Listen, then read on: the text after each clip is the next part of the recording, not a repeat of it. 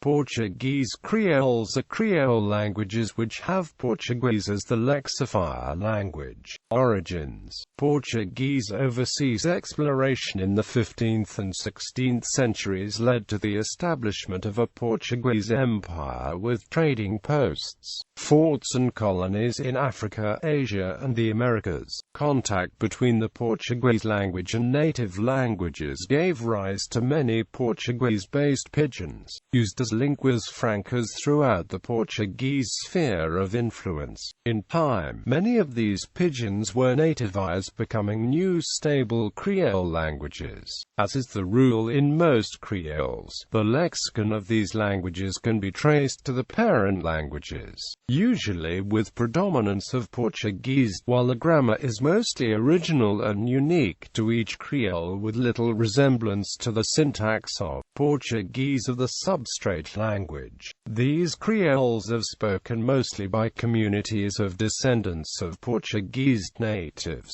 and sometimes other peoples from the Portuguese colonial empire. Until recently, Creoles were considered degenerate dialects of Portuguese unworthy of attention. As a consequence, there is little documentation on the details of the formation. Since the 20th century, increased study of Creoles by linguists led to several theories being advanced. According to the monogenetic theory of pidgins, assumes that some type of pidgin language, dubbed West African Pidgin Portuguese, based on Portuguese, was spoken from the 15th to 18th centuries in the forts established by the Portuguese on the West African coast. This variety was the starting point of all the Pidgin and Creole languages. This would explain to some extent why Portuguese lexical items can be found in many Creoles, but more importantly, it would account for the numerous grammatical similarities shared by such languages, such as the preposition na, meaning in and or on, which would come from the Portuguese contraction na, meaning in. The origin of the name. The Portuguese word for Creole is creole, which derives from the verb criar and a suffix ulo of debated origin. Originally, the word was used to distinguish the members of any ethnic group who were born and raised in the colonies from those who were born in the homeland. So in Africa it was often applied to locally born people of Portuguese descent, as opposed to those born in Portugal, whereas in Brazil it was also used to distinguish locally born black people of African descent from those who had been brought from Africa as slaves.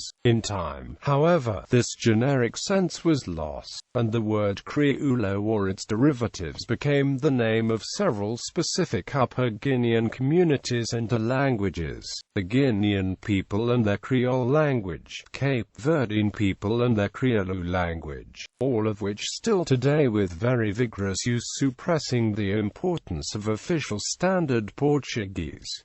Concise list: Upper Guinea Creoles, Cape Verdean Creole, vigorous use, Cape Verde Islands.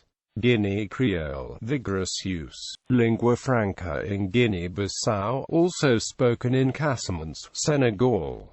Growing number of speakers. Gulf of Guinea Creoles, Angola, a heavy substrate of Kimbundu spoken in São Tomé Island, São Tomé and Príncipe. Annobonese, vigorous use, spoken in Annobon Island, Equatorial Guinea. Foro is becoming the language of social networks, spoken in São Tomé Island, São Tomé and Príncipe. Principense, almost extinct, spoken in Príncipe Island, São Tomé and Príncipe. Indo-Portuguese Creoles, Indo-Portuguese, Indo-Portuguese, Malabar Sri Lankan Portuguese, grouping Sri Lankan Portuguese, Batalocan Portuguese, Malabar Indo-Portuguese, spoken in the coastal cities of Sri Lanka and Malabar, India. Northern Indo-Portuguese, Daman and Diu Portuguese, spoken in Daman and Diu, India. Kaulai Indo-Portuguese, spoken in Kaulai, India. Southeast Asian Macanese, spoken in Macau and Hong Kong, China. Malayo-Portuguese Kristang, spoken in Malaysia and emigrant communities in Singapore and Perth, Western Australia. Portuguese-based, extinct. Africa, Upper Guinea, the oldest Portuguese-based Creole of the so-called Creoles of Upper Guinea, born around the Portuguese settlements along the northwest coast of Africa. Portuguese Creoles are the mother tongue of most people in Cape Verde. In Guinea-Bissau, the Creole is used as lingua franca among people speaking different languages, is becoming the mother tongue of a growing population. They consist of two languages, Guinea Creole, lingua franca of Guinea-Bissau, also spoken in Casamance, Senegal and in Gambia. Cape Verdean Creole, a dialect continuum on the islands of Cape Verde. Gulf of Guinea. Another group of Creoles is spoken in the Gulf of Guinea, in São Tomé and Príncipe in Equatorial Guinea. Many other Portuguese Creoles probably existed in the former Portuguese Feitourias in the Gulf of Guinea, but also in the Congo region, Angola, in coastal areas of São Tomé Island, Anobones, in Annobon Island, Faro, in São Tomé, Principense, in Principe Island, Tonga Portuguese, Portuguese pigeons. Portuguese pigeons still exist in Angola and Mozambique, uncreolized. A Portuguese pigeon, known as pequeno português, is still used as lingua franca between people speaking different languages.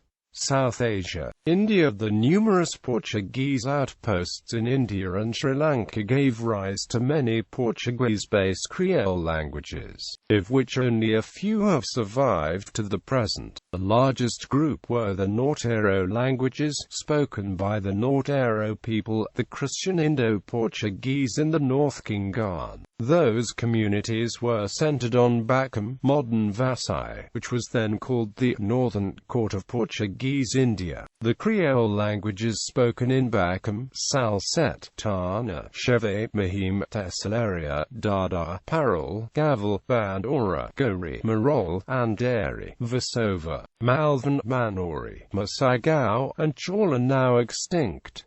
The only surviving Norteiro Creoles are Diu Indo-Portuguese, in Diu, Daman Indo-Portuguese, in Daman, Christi, in Kolai, Maharashtra.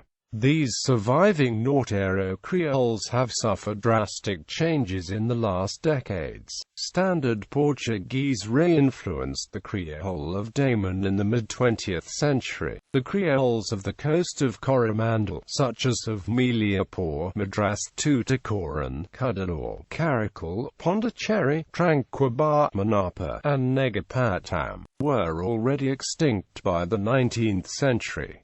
The speakers switched to English after the British takeover. Most of the Creoles of the coast of Malabar, namely those of Canana, Tellicherry, Mahé, Kochi, and Quilin, had become extinct by the 19th century.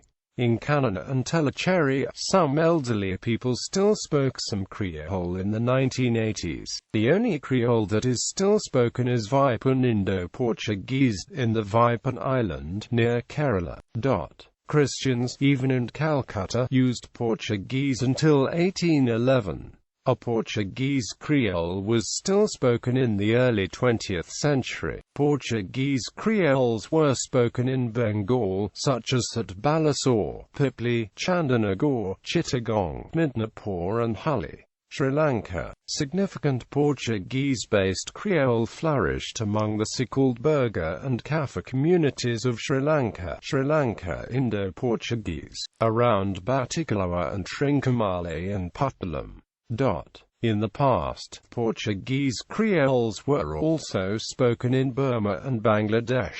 Southeast Asia. The earliest Portuguese Creole in the region probably arose in the 16th century in Malacca, Malaysia, as well as in the Moluccas, after the takeover of those places by the Dutch in the 17th century. Many Creole-speaking slaves were taken to other places in Indonesia and South Africa, leading to several Creoles that survived until recent times. Kristang, in Malacca and Singapore. Mardika, by the Mardika people of Batavia, equals Papatugu, in Kampung Tugu, Jakarta, Indonesia. Portuguese, in the Ambon, Ternate Islands and Minahasa, Indonesia. Bidai Portuguese, in the Bidai area of Dili, East Timor. The Malacca Creole also had an influence on the Creole of Macau. The Portuguese were present in the island of Flores, Indonesia since the 16th century, mainly in Larantuka and Sika, but the local Creole language, if any, has not survived. Other Portuguese-based Creoles were ones spoken in Thailand and Baingi in Burma. Macau. The Portuguese language was present in its colony, Macau, since the mid-16th century. A Portuguese Creole, Patois, developed there first by interaction with the local Cantonese people, and later modified by influx of refugees from the Dutch takeover of Portuguese colonies in Indonesia. Macanese, in Macau and, to a lesser extent, in Hong Kong.